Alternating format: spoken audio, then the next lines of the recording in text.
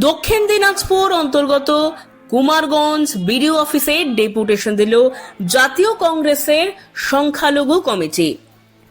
Deputation সভা শুরু হয় গোপালগঞ্জ RN উচ্চ বিদ্যালয় থেকে কুমারগঞ্জ বিডিও অফিস পর্যন্ত। সেখানে উপস্থিত ছিলেন সংখ্যালঘু কমিটির সভাপতি সুলতান মণ্ডল সহ একাধিক নেতৃবৃন্দ। আজ তারা একাধিক দাবি নিয়ে বিডিওর কাছে একটি স্মারক লিপি তুলে দেন।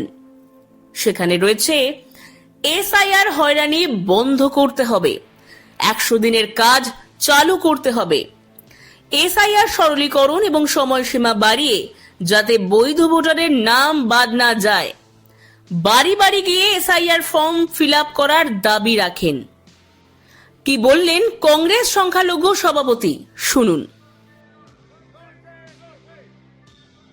জাতীয় কংগ্রেসের সংখ্যালঘু ছেলের পক্ষ থেকে বিডিও মহাশয়ের কাছে আমাদের একটা আবেদন ছিল। হয়রানি মানুষকে প্রদর্শন করা হচ্ছে, তার একটা প্রতিবাদ, পাশাপাশি 100 দিনের কাজের প্রতিবাদ।